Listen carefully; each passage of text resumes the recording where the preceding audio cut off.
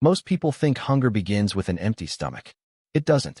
It begins the moment someone is forced to choose between dignity and survival.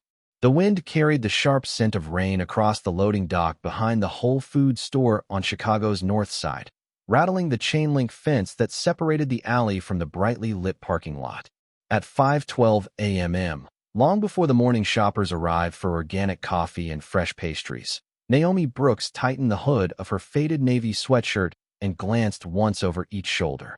The security lights washed the brick walls in a pale white glow, making every shadow feel like it was watching. Her hands trembled, though not from the November cold alone. She waited until the delivery truck disappeared around the corner before slipping through the narrow opening where the fence had bent inward years earlier. She knew exactly 43 minutes remained before the bakery staff began their shift. She knew because she had memorized every routine over the past 3 weeks, not because she wanted to, but because life had quietly cornered her into becoming an expert at surviving places no one wanted to be seen. In the tiny apartment 6 blocks away, her 5-year-old son Elijah was still asleep beneath 2 mismatched blankets, his inhaler resting beside the pillow like another stuffed animal. Mrs. Evelyn Harris, the retired widow downstairs, had promised to listen for him until Naomi returned. "Go before he wakes," the older woman had whispered the night before. Little boys shouldn't see their mothers carrying the weight of the whole world. Naomi smiled then, but she hadn't believed it. Children always noticed more than adults imagined. The heavy metal dumpster stood beneath a faded security camera that hadn't worked in months. She lifted the lid slowly, wincing as the hinges groaned through the silent alley. The smell wasn't nearly as terrible as people imagined. Most of what lay inside had been thrown away only hours earlier. Wrapped salads, bruised apples, yogurt dated for tomorrow, bags of artisan bread sealed so perfectly they still trapped warmth from the bakery ovens. Naomi reached carefully, avoiding torn boxes and broken cardboard until her fingers touched something firm. A loaf of rosemary sourdough, still sealed, still soft. She turned it over in her hands as if it were made of crystal instead of flour and water. "You and I both deserved better than this," she whispered with the faintest smile. She slipped it gently into her canvas tote instead of tossing it inside. Food still deserved respect. So did the people eating it. Above the alley, 40 floors higher, floor-to-ceiling windows overlooked the awakening city. Marcus Ellington stood alone inside the executive conference room, a steaming mug of black coffee forgotten in his hand. His overnight strategy meeting had ended 20 minutes earlier, but sleep had become a stranger years ago. Numbers filled the presentation, still glowing across the screen behind him. Quarterly growth, operational efficiency, waste reduction, market confidence. They were the language everyone expected him to speak. Yet his eyes weren't on the spreadsheets. They had drifted toward the alley below almost by accident when movement caught his attention. At first, he assumed it was another employee arriving early. Then he noticed the careful way the woman looked around before approaching the dumpster, not like a thief searching for valuables, but like someone hoping no one would witness what necessity had asked her to become. Marcus stepped closer to the glass without realizing it. He watched as she wiped condensation from a yogurt container with the sleeve of her sweatshirt before reading the expiration date. He watched her reject anything damaged, separating unopened packages from those that truly belonged in the trash. There was no panic in her movements, only quiet discipline, a routine practiced often enough to become heartbreakingly ordinary. Then she paused. From her worn backpack, she removed a small lunchbox covered with faded cartoon rockets. She carefully placed the loaf of bread inside instead of her grocery bag, brushing invisible crumbs from the lid before closing it. The gesture lasted barely 2 seconds, yet something inside Marcus tightened unexpectedly. That lunchbox wasn't protecting the bread. It was protecting whoever would open it later. Somewhere in the city, someone small was waiting for breakfast. Naomi adjusted the bag across her shoulder and took one final glance inside the dumpster. She almost missed the unopened carton of milk tucked beneath a stack of discarded produce boxes. She smiled with quiet relief, the kind of smile people wore only after surviving another day they had not been sure they could survive. As she turned toward the opening in the fence, neither she nor Marcus noticed the young assistant manager stepping out the back door carrying a clipboard, stopping abruptly as his eyes locked onto the woman disappearing into the gray morning. While high above the alley, Marcus never took his eyes off the little blue lunchbox that somehow weighed far more than every financial report waiting on the conference table behind him. Naomi reached the apartment just as the first streaks of sunrise slipped between the brick buildings across the street. She paused outside apartment 2B, took a slow breath, and carefully wiped the damp leaves from the loaf of bread before placing it back inside Elijah's little blue lunchbox. Whatever had happened behind the grocery store stayed outside the front door. Inside, she wanted her son to believe breakfast had simply found its way home. The apartment smelled faintly of laundry soap and cinnamon because Mrs. Evelyn Harris insisted on baking whenever the weather turned cold. The 72-year-old widow looked up from her rocking chair as Naomi stepped inside. She did not ask where the food had come from. She never did. Instead, she smiled gently and pointed toward the bedroom. "He slept through the night," she whispered. "Only coughed once." Relief softened Naomi's tired shoulders. Every quiet night felt like a gift. She walked into the tiny bedroom where Elijah still slept curled around a faded stuffed elephant whose ears had been stitched back together so many times they no longer matched. His inhaler rested beside his pillow exactly where she had left it. She brushed a hand across his forehead, checking for fever out of habit before quietly slipping into the kitchen. Breakfast was simple: 2 slices of toasted rosemary bread, a scrambled egg split between 2 plates, half a banana cut into tiny circles because Elijah insisted food tasted better when it looked like sunshine. The unopened carton of milk stayed hidden in the refrigerator until she could be certain it had remained cold enough. Nothing was wasted. Every bite had a purpose. "Mom," Elijah's sleepy voice drifted down the hallway. "Is today library day?" Naomi smiled before he even appeared. It is as if someone remembers to brush his teeth without being reminded. 5 minutes later, he emerged wearing jeans that had been patched at one knee with careful blue thread almost identical to the original fabric. Most people would never notice the repair. Naomi hoped he never would either. Elijah climbed onto the chair and stared at the toast with wide eyes. "This is the bakery bread," he said. "The fancy kind." Naomi laughed softly. Maybe somebody had extra. He accepted the answer without another question. Children had an incredible ability to believe kindness existed in ordinary places. She hoped he could keep that gift a little longer. After walking Elijah to kindergarten, Naomi boarded the number 22 bus toward downtown. She spent mornings cleaning offices in a medical building before beginning her afternoon shift as a hotel housekeeper. Between both jobs, she averaged nearly 13 hours of work each weekday. Her phone vibrated while she folded fresh towels into neat stacks. Rent reminder. 3 days overdue. She swallowed quietly and slipped the notification away before anyone noticed. 10 minutes later, another message arrived from the pharmacy. Elijah's asthma prescription would be returned to inventory if payment was not received by Friday. She closed her eyes for only a moment. Rent, medicine, groceries. The list never became shorter. It simply changed order.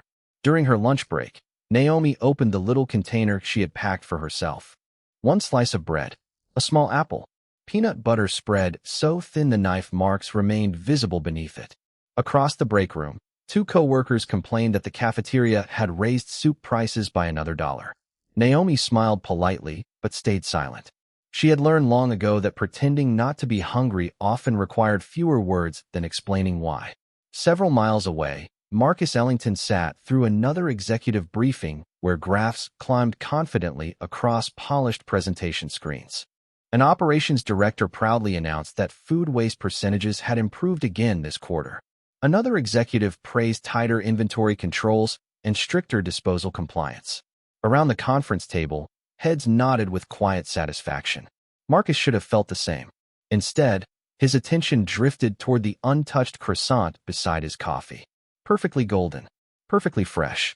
He remembered the woman carefully brushing invisible dirt from a loaf of bread before placing it into a child's lunchbox, as though it were the most valuable thing she owned.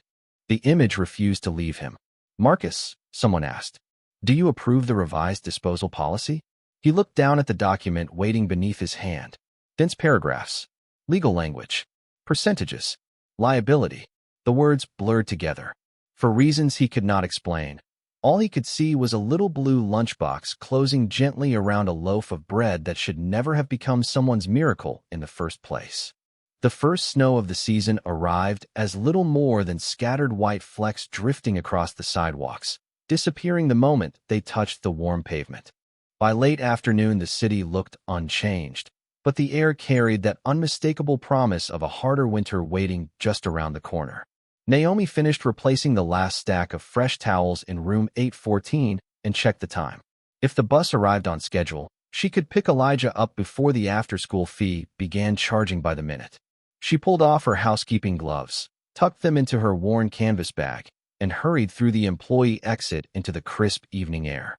2 blocks from the bus stop, an elderly man stood beside the curb with visible frustration, patting every pocket of his heavy wool coat. A leather wallet lay unnoticed near the front tire of a parked sedan, half hidden beneath a blanket of damp maple leaves. Naomi almost walked past it. Her bus was already turning the corner, and missing it meant 20 more minutes in the cold. She stopped anyway. Picking up the wallet, she called after the man. "Sir." He did not hear her. Traffic swallowed her voice. She hurried across the crosswalk before the signal changed, reaching him just as he climbed into his car. "Excuse me, sir." The older gentleman turned, confusion giving way to surprise as Naomi held out the wallet with both hands. His eyes widened the instant he opened it. Credit cards, family photographs, several $100s in neatly folded bills.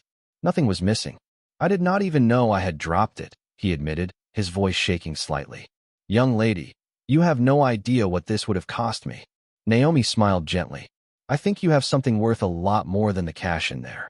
He looked down at the faded photograph tucked behind his driver's license. It showed a little girl with missing front teeth hugging his neck. His expression softened immediately. "My granddaughter," he whispered. "She drew that picture on the back herself." Naomi nodded. "I figured someone would be waiting for you to bring that home." He reached for the money inside the wallet and held out several bills. "Please, at least let me thank you." Naomi took one small step backward. "Thank you, but I cannot." "Why not?" the man asked, genuinely puzzled. She hesitated for only a moment before answering. "Because I want my son to believe people return things simply because they belong to someone else." The words settled quietly between them. Before the gentleman could respond, her bus pulled away from the stop across the street. Naomi watched the doors close and disappear into evening traffic. She smiled anyway. Missing the bus would cost her time. Keeping the wallet would have cost her something much harder to earn back. Across the intersection, inside a black SUV waiting for the traffic light, Marcus Ellington lowered the folder he had been pretending to read. His driver had stopped only because construction had narrowed the street to one lane, leaving them directly beside the crosswalk. Marcus had watched the entire exchange unfold through the passenger window without recognizing the woman until she stepped beneath a street lamp. The faded navy sweatshirt, the worn canvas bag, the same calm, careful movements he had noticed behind the store that morning. He watched the older gentleman continue trying to offer money, while Naomi shook her head with a quiet smile that carried neither pride nor embarrassment. She simply turned and began walking toward the next bus stop without looking back. Marcus found himself following her with his eyes long after she disappeared into the gathering crowd. "Sir?" his driver asked as the traffic light turned green. "Are we still heading to the foundation dinner?" Marcus remained silent for another few seconds. "Yes," he answered finally, though his voice lacked its usual certainty. The SUV rolled forward, but his thoughts remained at the intersection. Every report he had reviewed that morning reduced hardship to percentages and projections. Yet the woman he had now seen twice refused to fit neatly inside any statistic.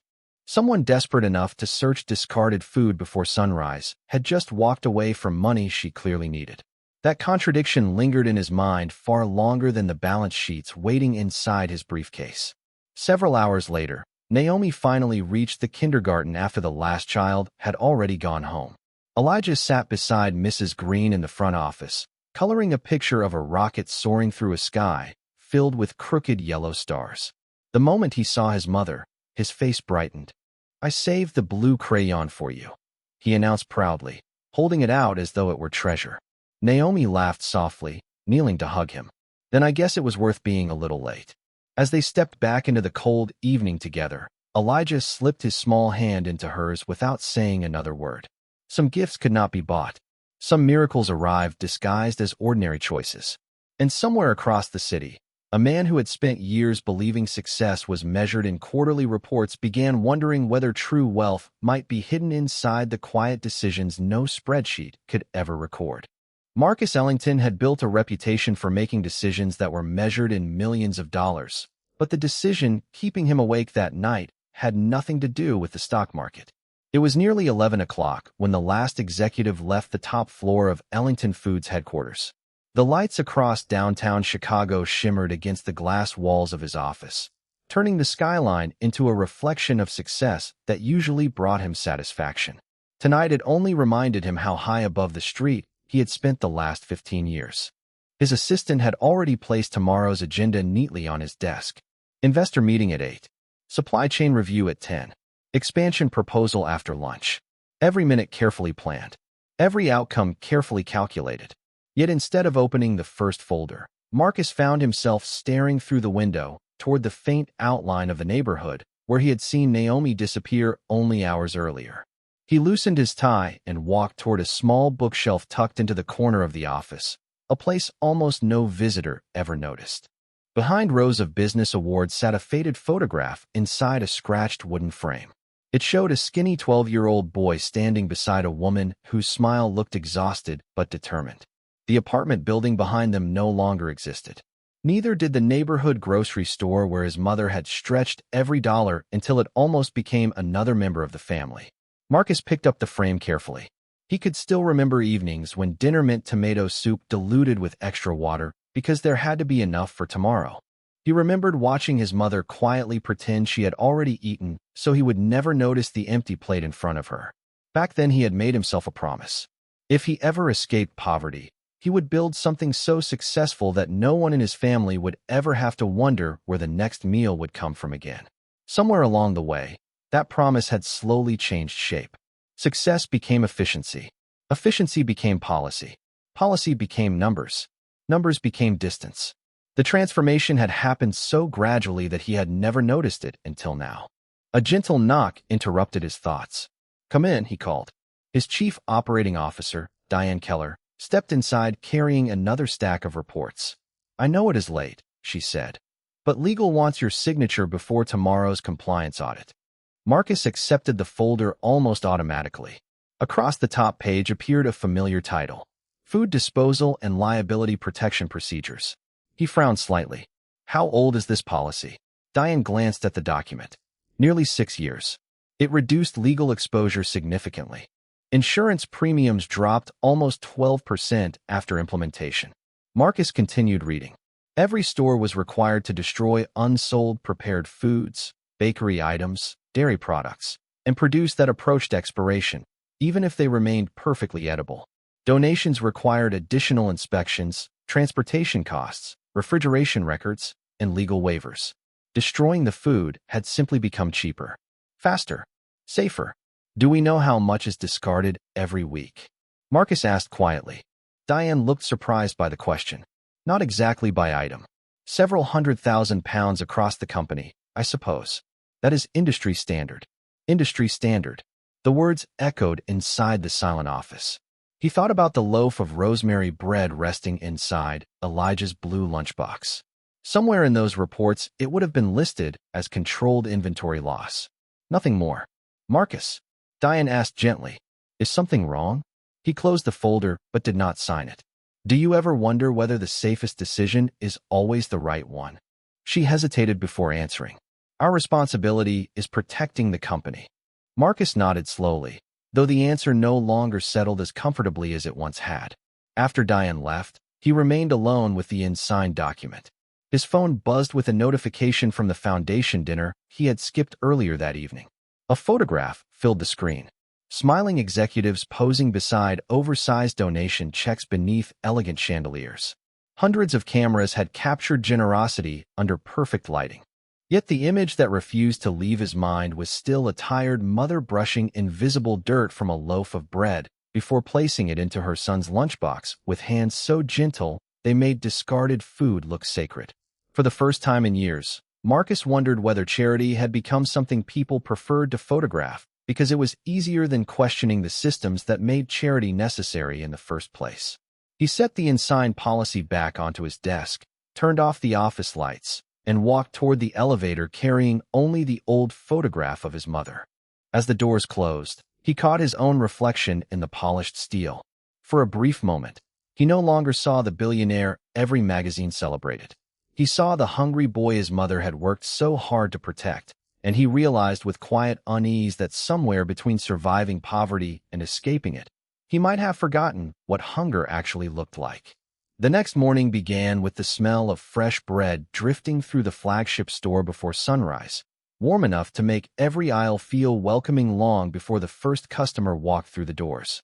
Marcus arrived nearly an hour earlier than usual, dressed no differently than any other executive, yet carrying a quiet purpose no one around him recognized.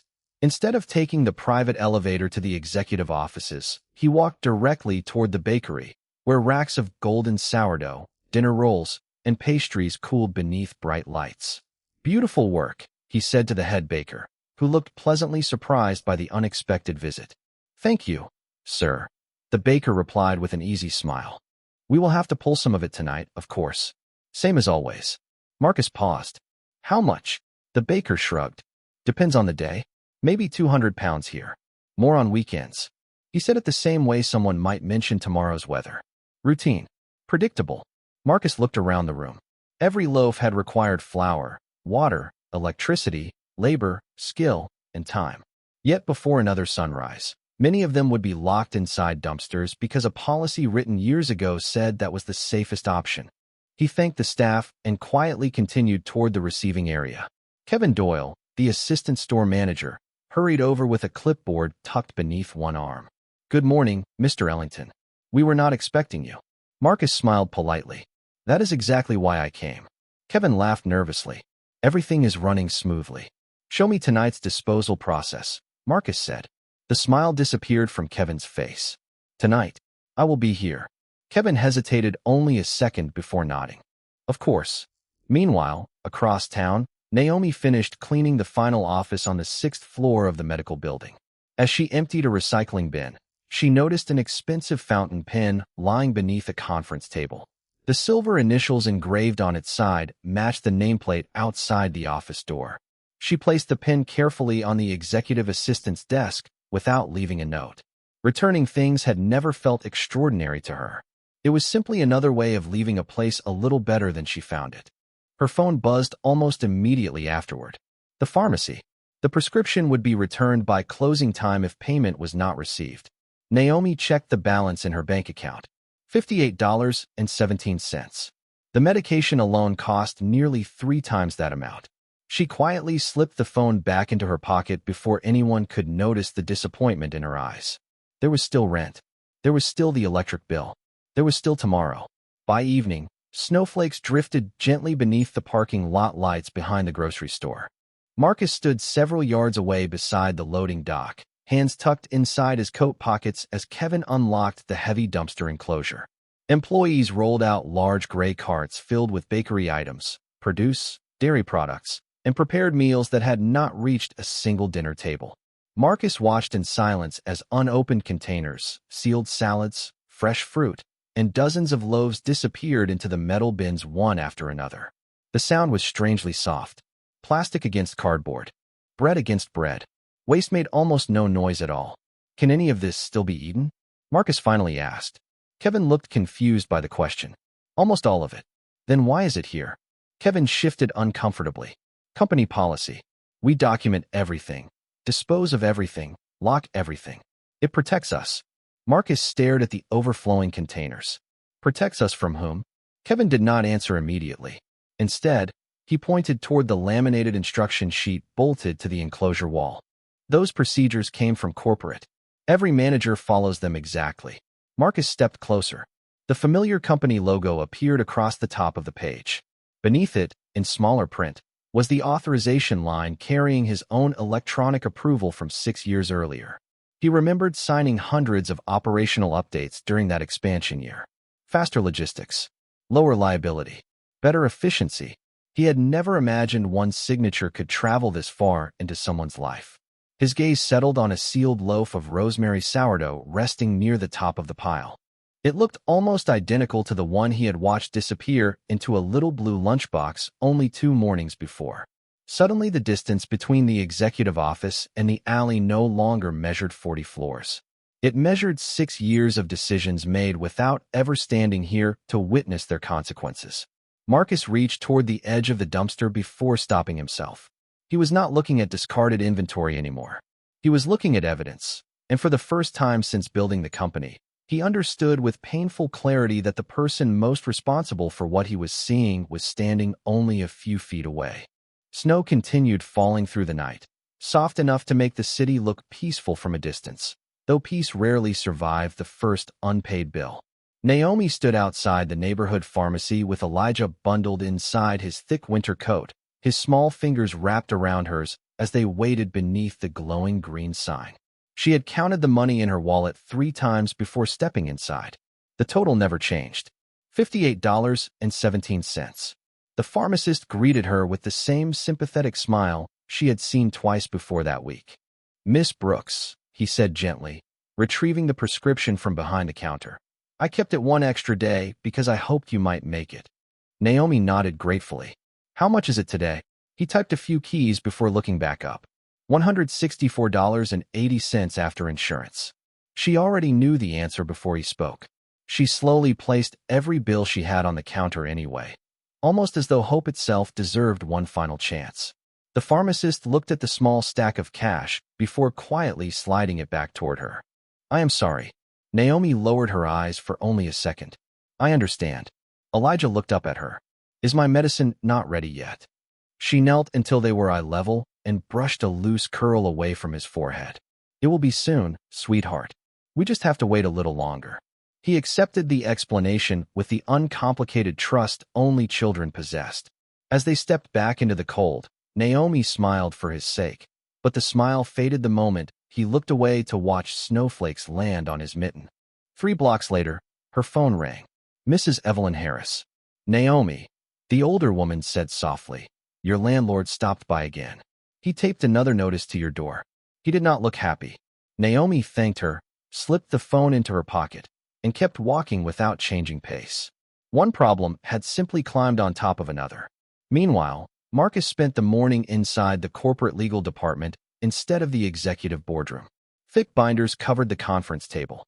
Liability reports, insurance agreements, food safety regulations. Attorneys explained every reason the existing disposal policy existed. "If donated food makes someone sick," one lawyer said, "even if improperly handled after leaving our stores, the reputational damage alone could cost tens of millions." Another added, "Most major retailers follow similar procedures. The current policy minimizes unpredictable risk." Marcus listened without interrupting. When they finished, he asked only one question. "How many lawsuits have we actually had from donated food over the last 10 years? The room became unexpectedly quiet. One attorney cleared his throat before answering. "Very few. The policy was designed to prevent the possibility." Marcus leaned back slowly. "So we have been throwing away hundreds of thousands of pounds of edible food every week because something might happen." No one answered immediately. Finally, Diane Keller spoke carefully. "Marcus, leadership sometimes means choosing the safest option even when it feels uncomfortable." He looked down at the photograph of his mother resting beside his notebook. "I used to think leadership meant making sure people did not have to choose between hunger and pride." The meeting ended without a decision. For the first time since becoming chief executive officer, Marcus walked away from the legal department carrying more questions than answers. That evening, he returned to the flagship store without informing anyone. He parked across the street instead of using the executive entrance.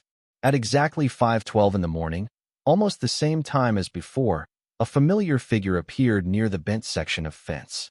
Naomi moved carefully toward the dumpster, her shoulders tense against the bitter wind. Marcus remained inside the car, watching in silence. Before she reached the enclosure, Kevin Doyle stepped out through the rear employee door, carrying a flashlight. He had clearly been waiting. "Ma'am," Kevin called firmly but without anger. Naomi stopped immediately. "You cannot be back here anymore. Corporate reminded us that this area is private property. If you return again, I will have to contact the authorities." Naomi looked toward the locked dumpster, then quietly nodded. "I understand." She did not argue. She did not beg. She simply turned around and began walking away, pulling her empty canvas bag a little closer against the cold. Marcus reached instinctively for the door handle, every part of him wanting to step outside and stop her. Instead, he froze. If he intervened now, he could solve one woman's problem for one morning. Tomorrow, another mother would stand where Naomi had just been. The day after that, another. He slowly released the handle. Helping Naomi in that moment would have been easy. Changing the system that had sent her there would demand something far more difficult. As Naomi disappeared into the falling snow with an empty bag and the same quiet dignity she had carried every other morning, Marcus remained motionless behind the windshield, realizing that for the first time in his career, the hardest decision before him could not be solved with money alone. The notice was waiting exactly where Mrs. Evelyn Harris had said it would be, taped neatly to Naomi's apartment door beneath a strip of clear packing tape that fluttered softly in the winter wind whenever someone opened the hallway window. Final notice. Payment required within 72 hours. She read every word once, then folded the paper carefully instead of crumpling it. Elijah was standing only a few feet away, proudly showing Mrs. Harris the paper snowflake he had made at kindergarten. Some burdens belong to adults alone. Naomi slipped the notice into her bag beside the blue lunchbox and smiled as though nothing had changed. "Mom," Elijah asked during dinner, dipping a piece of bread into tomato soup, "when I get bigger, can I help buy groceries?" Naomi looked at him over the edge of her spoon. "Your job is to grow strong, read lots of books, and be kind." He considered that answer seriously. Kind people help each other. "They do," Naomi replied softly, "even when nobody is watching." Several miles away, Marcus sat alone in the executive boardroom, facing 12 members of the company's leadership team. The polished walnut table reflected the morning sunlight while charts and financial forecasts glowed across the large presentation screen. Diane Keller finished outlining projected expansion plans before Marcus quietly interrupted. "I want to suspend the current food disposal policy company-wide while we review a donation program." Silence settled over the room almost instantly. One board member adjusted his glasses before speaking. "That would expose us to unnecessary legal risk." Another leaned forward. "Investors will interpret that as operational instability." A third added, "We are not a charity organization." Marcus listened until every objection had been voiced. Then he stood and walked toward the window overlooking the city. "Tell me something," he said without turning around. "How many of you have ever watched someone search through one of our dumpsters for food?" No one answered. "I have." His voice remained calm, almost quiet. "Twice." Diane folded her hands together carefully. "Marcus, emotions cannot become corporate policy." He turned slowly to face the room.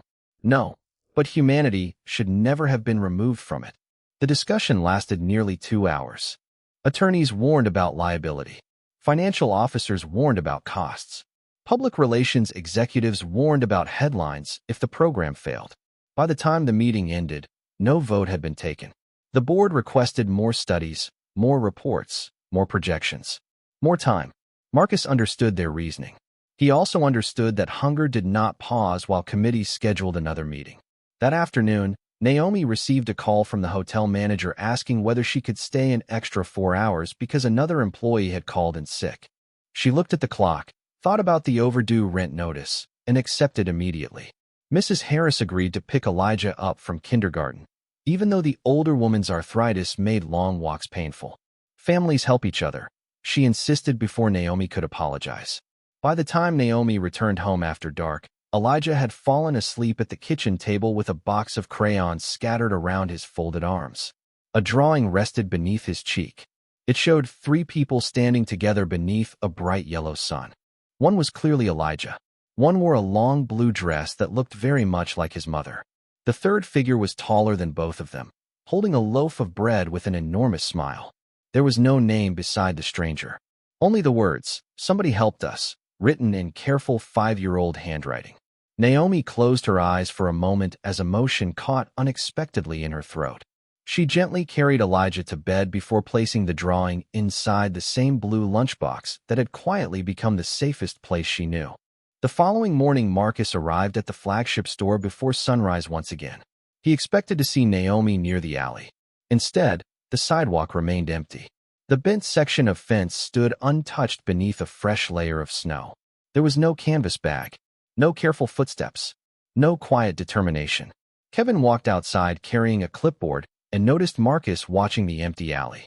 "She has not come back," he said. Marcus nodded slowly, though relief never came. He had wanted her to stop needing that place. He had not wanted the need itself to disappear into silence. Sometimes the absence of a person could weigh more heavily than their presence. As the city slowly awakened around him, Marcus realized with growing certainty that waiting for another meeting or another report was no longer a neutral decision. Every day he delayed, someone else somewhere would quietly learn how to survive without being seen, and that was a cost no balance sheet had ever been honest enough to measure. The following Monday began with gray skies hanging low over Chicago, the kind that made the city feel quieter than usual. Naomi had barely finished changing the sheets in room 1126 when her supervisor hurried toward her carrying a cordless phone. "Naomi, someone keeps asking for you. They say it is important." She frowned, wiping her hands on a clean towel before accepting the receiver. "This is Naomi Brooks." "Miss Brooks," a calm female voice answered. "My name is Allison Grant. I work in the office of the Chief Executive Officer at Ellington Foods. Mr. Marcus Ellington would like to meet with you if you are willing." Naomi's first thought was that there had been some mistake. Her second was that perhaps someone had finally decided to press charges for the mornings behind the store. "I do not think there is anything I can help him with," she replied quietly. "He believes otherwise," Allison said gently. "He asked me to tell you there is no legal matter. He simply wishes to listen." Naomi looked through the hotel window toward the falling snow outside. Listening had become a rare gift in her life. "I finish work at 4, she answered. "That will be fine," Allison replied. "There will be a car waiting, but only if you choose to take it." At exactly 4 o'clock, a modest black sedan stood outside the employee entrance. There were no cameras, no reporters, no executives waiting with rehearsed smiles. Only an older driver who greeted Naomi politely before opening the rear door. 40 minutes later, she stepped into a conference room overlooking the same city she crossed every day by bus. Marcus was already there. No jacket, no presentation, no assistants. The old photograph of his mother rested quietly beside a stack of handwritten notes. He stood as Naomi entered. "Thank you for coming." Naomi remained near the doorway.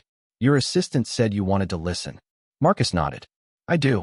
Several moments passed in complete silence. Finally, Marcus spoke. "I saw you behind the store."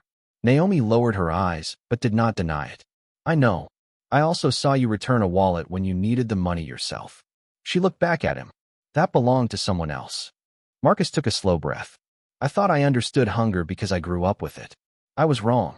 I remembered being hungry. I forgot what it looked like after success put glass walls between me and everyone still living through it." Naomi said nothing. She had learned that apologies mattered less than what followed them. Marcus slid a document across the table.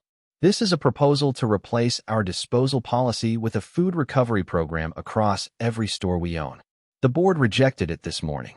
Naomi glanced at the pages but did not touch them. "What happens now?" "They told me to wait for more studies, more legal reviews, more time." He smiled sadly. "I do not think time is something hungry families have." Naomi finally stepped closer. "Then why are you showing this to me?" Marcus looked at her with complete honesty. "Because I almost made the same mistake again. I almost solved your problem instead of the real one." He reached into his coat pocket and placed an envelope on the table. "This contains enough money to cover your rent, Elijah's medicine, and more. I wanted to give it to you the first morning I saw you." Naomi stared at the envelope before gently pushing it back toward him. "My son deserves his medicine," she said softly. "But he also deserves to grow up believing his mother did not have to trade her voice for it." Marcus looked at the envelope for a long moment before slowly nodding. "What should I do instead?" Naomi answered without hesitation. "Tell the truth." Her voice never rose above a whisper. "Tell people the food was never the problem. The distance was." Those words stayed with Marcus as he walked into the special board meeting the following morning. Every director expected another financial presentation. Instead, Marcus placed the unsigned disposal policy beside the old photograph of his mother and Elijah's crayon drawing that Naomi had reluctantly agreed to let him borrow for one day. The room grew silent as he held up the picture of 3 people standing beneath a bright yellow sun, one of them carrying a loaf of bread. A little boy drew this. Marcus began quietly. He believes somebody helped his family. I intend to make sure the next child who draws this picture does not have to imagine that somebody. I want it to be us. Then, before anyone else could speak, Marcus slid his prepared resignation letter onto the table beside the policy he had signed 6 years earlier. If changing this company costs me my position, he said calmly, then my position has been costing far too much already. Spring arrived quietly that year, almost as though the city had decided healing should never make too much noise. The last traces of snow disappeared beneath patches of green grass, and the sharp winter wind that had once stung Naomi's face behind the loading dock gave way to the warm scent of fresh bread drifting through the neighborhood once again. But this time, the smell no longer came wrapped in shame. It came with an invitation. 6 months had passed since Marcus placed his resignation letter on the boardroom table. The newspapers had covered the story for weeks. Some investors criticized his decision. Others called it reckless.